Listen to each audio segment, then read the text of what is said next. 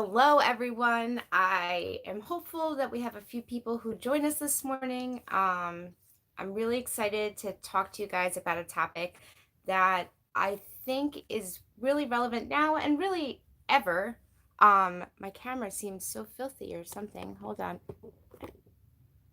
Maybe it's just the lighting. I apologize if the video is not super clear. The sun's coming in and out, which is kind of affecting the lighting. And I think I'm a little crooked too. How about that? Not everything goes perfect on live streams. So, the topic of what I wanted to talk about is the courage to change. It's something we hear a lot in recovery programs, but whether you're in a 12-step program or not, it's a topic I think that we can all relate to. Change is hard. If it was easy, everybody would do it. I think the first time that we really have to experience like real change is when we make the decision to stop using drugs. I think that's like the first like real step in changing who we are and becoming better people. But the courage to change I wanted to discuss today is a more recent change I made. I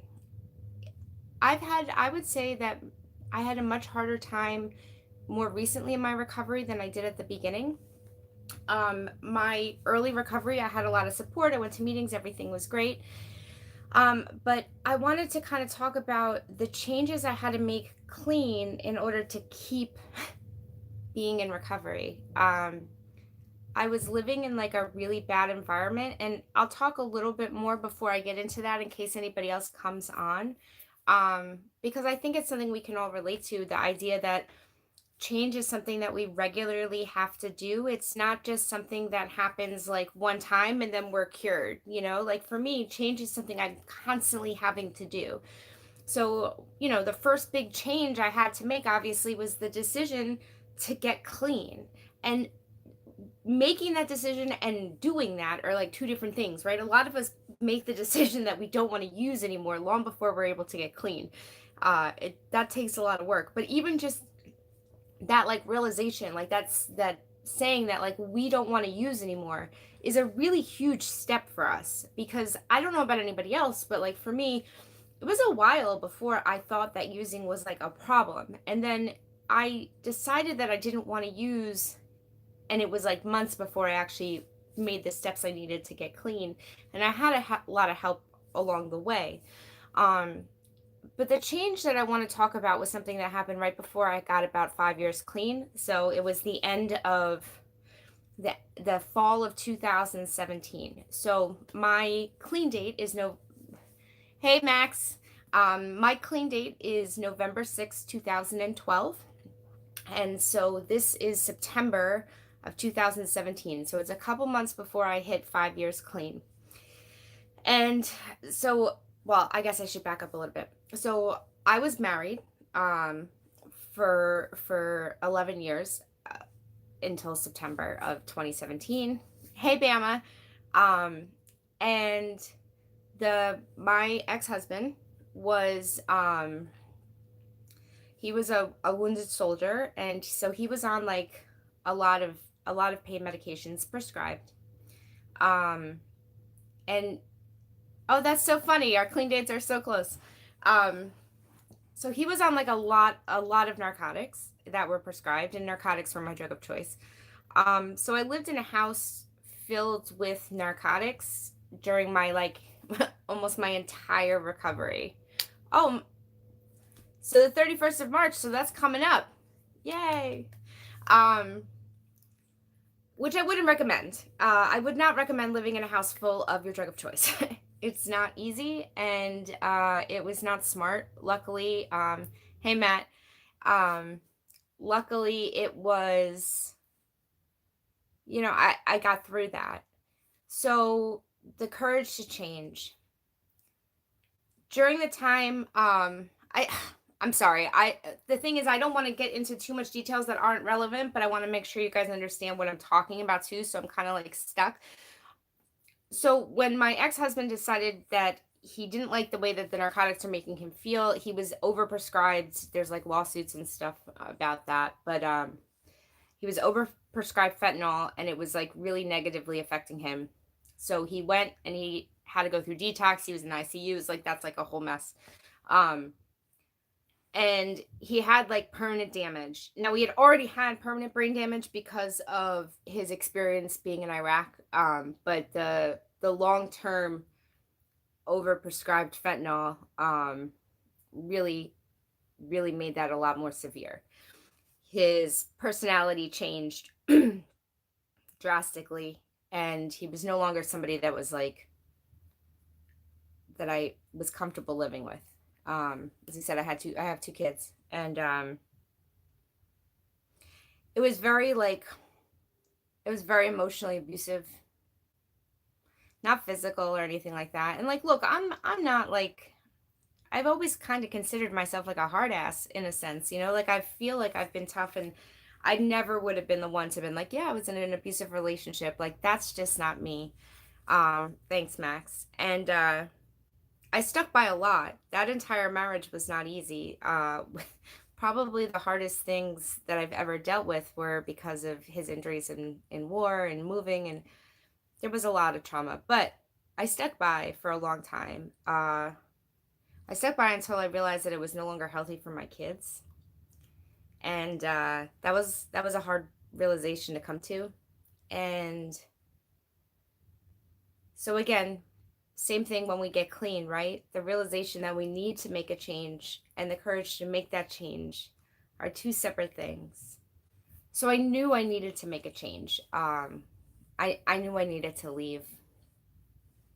I knew it wasn't good for me or the kids anymore. Anybody in my life saw that. You know, it wasn't a secret or a surprise. But making that change, taking that step, was an entirely different thing. I remember the morning I had made the decision that, like, enough. I had yeah, it is hard. Um yeah. Yeah, you have to do what you have to do for the kids, right? So once I realized the situation was negatively impacting my children, I knew I had to get them out. And I won't go into all the details and stuff because I know my kids watch this. Uh, but I had to leave. And I called people, and I called family, and I even called his family, and I was like, I don't know what to do. And then I had made a decision that I was going to leave in a week. I needed like 1 week to like pack up my stuff and get everything together.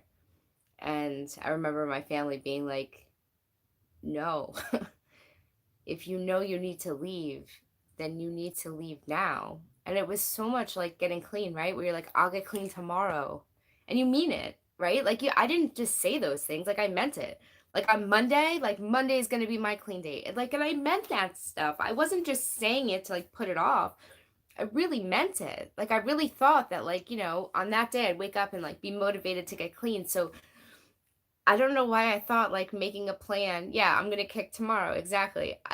I don't know why making a plan to like leave was like something that I thought was a good thing to do a week later. So my family was like, no, if you need to leave, like you need to leave, and like leave now. So I called a friend in recovery and I said, I'm gonna go. I'm gonna do it. I'm gonna leave. I'm gonna leave now. And she's like, I'm on my way. And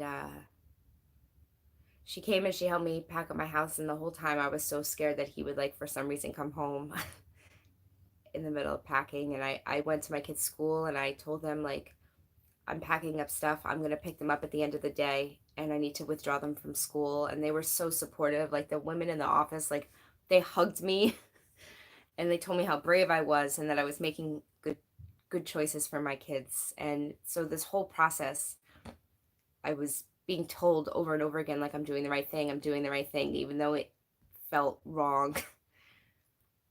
So I took like an hour. Yeah, it's not a good feeling. I packed everything I could in an hour. I took like photo albums, and I had a box of things like of my kids' stuff that I kept in a box. I took that box. I packed a bag of clothes for me, a bag of clothes for each kid, and I grabbed some of their toys that were important, and we left. and I cried, and I picked up my kids from school, and I knew something was wrong, and I cried, and they cried, and I hugged my best friend goodbye, and we left the state and started a new life. But like, the funny thing about change is it's a constant process, right? So just because I made the decision to leave didn't mean like snap, everything's great now, right? Good morning, Lisa. Don't worry about being late. um so I still had to, oh Max, I still, wait till you hear the detailed story. I can't get through telling that without crying. But so I had to leave, and I took the kids, and it was hard. It does get worse before it gets better. So this part of the story I'll tell though. So we went, and we lived with my in-laws for a little while, and I thought, look, I tried to do what was right for my kids, right? And I had taken my dog and one of our cats, my daughter's kitten, with us. I had to leave the other two cats behind, and we went to my in-laws because they had a yard for the dog, and they had separate bedrooms, and they had room for me and for each kid, and they were supportive, and I thought it was a really good, I didn't know what to do, and my parents had a smaller home, and they couldn't take the dog, and I'm trying to make decisions, and I didn't know. So we stayed at my in-laws, and it was fine for a while. um their dad came to visit a couple of times, and when he would come to visit, like, I would leave, and it was very clear he was getting sicker. um he just wasn't stable anymore, and I didn't know what to expect. I worried a lot for my life. um I don't now. He's gotten some help, and I'm no longer worried about that, but I was for a bit. So one weekend, I have the kids at my parents' house, and we're staying here for the weekend. And it's like, I don't know, 11. Let's see. How do you push through that paralyzing feeling when an addict makes a huge decision to make a change that needs to be made? Yeah, one step in front of the other. It is a paralyzing feeling. One step in front of the other. And like, those were changes that I chose to make, right? But like, the second part of my story that I decided to share today, the change was taken out of my hands. So we left my in-laws' house, and we came to visit my parents for the weekend. And it's Saturday night. We were going to go back on Sunday, sometime late morning, early afternoon. 11:30 at night, I get a knock on the door, and it's child services. And they say that my in-laws went to the police station with some white powder substance and claimed that I was using heroin. And I was devastated, because the story I got at the time was that my in-laws turned in heroin to the police. Now I'm going to go and tell you exactly what happened. But remember, child services knocks on my door at 11:30 at night telling me that she found heroin in my stuff, in a book bag, in a closet in her house, right? So I'm thinking, why is there heroin in my stuff? And the only thing I could think at the time was their father was there the weekend before, and that he planted it on me, knowing I'm in recovery. So I talk to them, and I obviously tell them I've been clean now for 5 years, almost 5 years. Yeah, like, I thought he set me up. Especially because he had been making comments to his mom saying that she may want to drug test me because maybe I'm not as clean as I say I am. Hey, Share Bear. So child services is at the house, and they're talking to me, and again, 11:30 at night on a Saturday, claiming that heroin was found in my belongings. I'm totally shocked. So they ask if they can come the next day to talk to the kids. And now we had already had a case open prior when I first left because it was a domestic violence situation and there was restraining orders and stuff. So they show up anyway. So I was already kind of familiar with them. Um, so I said, fine, you can come the next day. And I said, I want a drug test. Like, and they said, well, we can do one on Tuesday. I think Monday was a holiday. We can do one on Tuesday. I said, well, wait a second. That's Sunday, Monday, Tuesday. That's 3 days. So it's possible that anything in my system may not show up on a Tuesday. I don't need that against me. I don't need someone to be like, well, it's 3 days later, so maybe whatever. I was like, no, I want a drug test like right now. So they said, well, maybe the hospital will do one. I said, okay. So they left. I left when they left. I drove right to the hospital locally and I asked, yeah, I wanted to prove like, hey, I'm not taking heroin. That's a huge claim to make against somebody, especially someone in recovery. I've been, I was like a couple weeks away from celebrating 5 years clean, and here I am being accused of having heroin.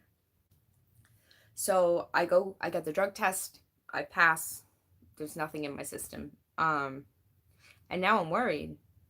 I said, I can't take them back there because if their father planted heroin in my stuff, what's not to say that he didn't plant heroin in their stuff? I mean, what better way to get a kid's taken away from a mother than one of the kids showing up to school with heroin in their book bag? Now, I would hope that that would be something that yeah, it's a huge claim. And so now I'm panicked. I'm panicked that my kid's stuff is tainted. Oh my God, like what if it is? What if they touch it? What if, I don't know, right? So I decide I can't go back there.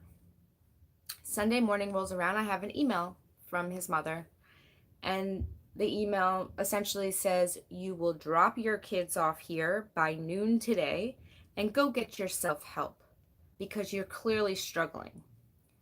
I'm like, go to hell. I don't know what it is that you think, but I'm not on heroin. And the fact that you would even think it was me and not your son who has been struggling in ways that I'm not right now. So, yeah, wow. Yeah, that's what I thought happened, Lisa. I thought he had planted drugs. Now, as it turns out, after I pretty much told his mother to,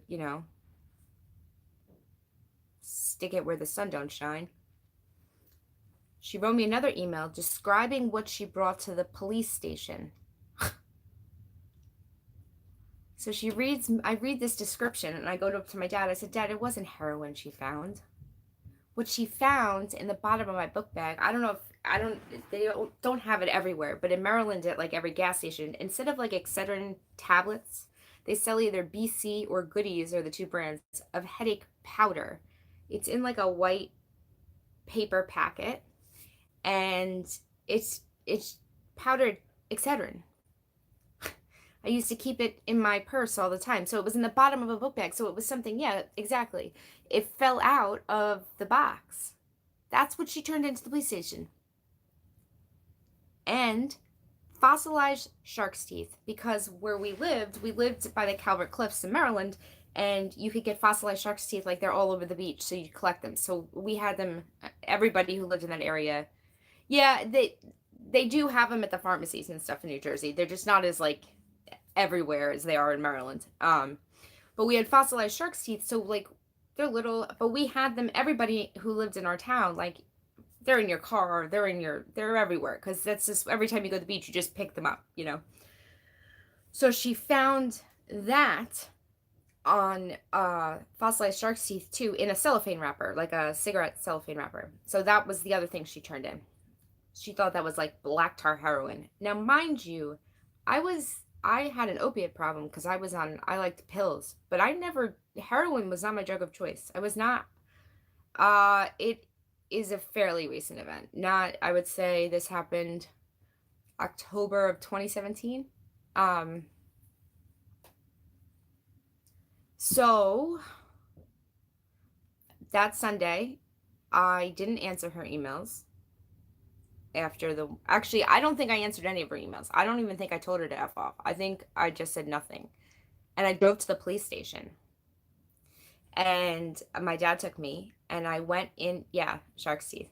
I went into the police station and I said, my name, and I'm pretty sure that this stuff was turned in and there's been accusations against me, and I'd like to address them. Well, one, they said they had told my mother-in-law that if it was heroin, the only person who was committing a crime was her because she transported it in her car to the police station, and that the only person that they could prove had ever touched it would have been her, right? Which is funny in itself, but whatever. So I said, I think what she gave you is this, and I gave them the box that it came from. And then I said, she said, I said, what else did she turn in? Like, can I see it? Because I'll tell you what it is, because it's not heroin. So they showed me the cellophane. I said, those are shark's teeth. I said, those are fossilized. Look, they're teeth. And they're like, oh, so they like looked up on the computer to like verify my story too. And they came out and they're like, sorry, she shouldn't have taken your property. You want it all back? And they gave it to me. But now I'm at a place where I can't go take my kids back and live there if she's gonna. And she could have called me, right? And been like, hey, I found this stuff that looks like heroin and I'm worried. I would have told her, one, what it was, and two, I would have taken a drug test for her. I don't care. Look, when I involve them in a situation that is, I'm making accusations against their son. I moved my kids with no notice. It's a lot of chaos. I would have been all right with that. I would have totally taken a drug test. Yeah, no, she should have asked me, and so I couldn't go back. So now what? So then I stay with my parents, which is where I am now. This is my childhood bedroom that I grew up in. Luckily, yeah, and the thing is it's all resolved now. I am a forgiving person, and I don't hold grudges. I'm not really any good at it, to be honest with you. I usually forget what people did that made me upset in the first place, so I don't really hold grudges. But I have gotten apologies, and the whole situation with her has worked itself out. She sees the kids, and she realizes the kind of person that I am. Yeah, me too. I know, yeah, I'll happily take a drug test for anybody. Look, the thing is that for all the drama and stuff that's talked about, I'm not usually involved in it. Yeah, and I was scared, and like I told her, I said, do you understand that I thought that your son had planted heroin in my belongings? I'm making accusations against him because all I was told at the beginning was that they found heroin in my stuff. I wasn't told they found stuff they thought might be heroin. Child Services told me that there was heroin in my stuff. So it was days before I could contact Child Services because they weren't open until Tuesday. So for days, their reports were saying that there was heroin found. I brought in the police reports. I did a drug test for Child Services, even though I didn't have to. I let them interview my kids. I let them come and do a house check. I did all this stuff that I didn't have to do. I could have told them to F off because it was false claims. And all of this drama was false claims to begin with. And I could have told them no. But I figured, you know what, complying in this situation was just better because if I needed something in the future to show that my kids are taken care of and stuff. Yeah, if it was drugs, they could have arrested her. Exactly. She was so upset. If I read you the police report, I think you'd find that probably funnier than me telling the story. But yeah, there was no reason for me not to comply. I did tell them after this, though, if it wasn't dismissed and they tried to come back, like, then they would hear from me. Like, then we'd have a different... I have no problem with people wanting to do what's best for my kids, but when you overstep bounds, right? Like, I'm a mom, I'm going to protect my kids. So it got to the point, like, I cut them off on questions that they asked that I thought were highly inappropriate. Like, they asked one of my kids something like, has your dad ever touched you in a place that made you feel uncomfortable? And my kid's like, I don't know what that means. And I was like, you can move on from there. Though nobody's making any claims of that. I was like, why is this even a question? This has nothing to do with the situation. Do you know what I mean? So, like, I don't know. But overall, what I would say is that all of these things, yeah, they don't even get me started, Lisa. They dismissed everything. I have no cases with them. They went away, and I'm not fearful of people because I know I do the right thing, but it all comes back to the courage to change, right? Sometimes we're forced into situations where change is necessary when we're not ready. And sometimes we're at a place where we can make our lives better by having the courage to change, right? The courage to change should be something that we think about regularly. We should constantly be reevaluating where we are. Are we happy? Like, I was waking up every day miserable and anxious and all these feelings because I thought it was best for my kids. As soon as I was out of that situation, like, I was like, could breathe again. Yeah, exactly. Like, the false report ended up being a good thing. They hooked me up with a lot of resources anyway because I was a single mom, and it ended up being fine. And they were super helpful, and I had them put my hospital drug test on file and stuff so that, like, anything came up. Now though, it's what's nice is that even their father like backs me as like I'm not we still have like a lot of court stuff to go through, but everybody recognizes that I'm the primary parent and all decisions that are made with the kids come through me. I'm not a hard ass. If their father wants to see them, okay. If their grandparents want to see them, like, I leave all that stuff up to my kids. I'm not that person. But like, I do appreciate, hey Layla, I do appreciate that I get asked about stuff like that. So, before I end, yeah, there's no reason for me to be a hard ass as long as like people aren't taking advantage of the fact that, like, I'm doing the right thing. So before I end the live stream, um I just want to say that, like, look, we all can work on changes, right? There's always things that we can change. There's always, and it's about yeah, I do think it's funny we've had a lot of the same experiences. Um there's always things that we can do to better our lives, right? Whether it be making the decision to get off drugs, making a decision to work a stronger recovery program, making a decision to, as I did, to leave a marriage or to move or whatever. Sometimes we don't make those changes because the unknown is so scary, right? But every time that I've actually had the courage to make a change, the outcome has been so much better than I ever could have thought. I've never made a positive change in my life and then had something negative happen, right?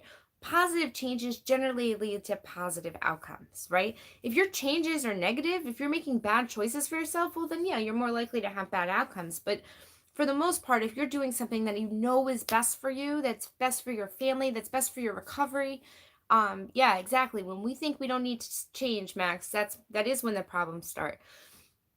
We can always change for the better. There's never a I've made it, life is great, everything's perfect, right? That's never going to be the case for anybody, especially those of us in recovery. So, for me, it's just about recognizing that, like, I can always change. Like, so I haven't really been updating my progress yet, but like, on a side note regarding to change, I started because I have a channel. Somebody reached out to me who is a personal trainer, nutrition coach, whatever, I don't know their exact title, that they do for a living, and I had mentioned how I wanted to like get in shape and look better and feel better. And so I have a personal trainer who's been working with me for a 12-week program where I can hopefully, thank you, Layla, hopefully lose like 15 pounds. I know people are always like, you don't look it, you don't look. That's not like me being like, oh, I'm fat. No, I know I'm about that much overweight for like what's healthy for my body. And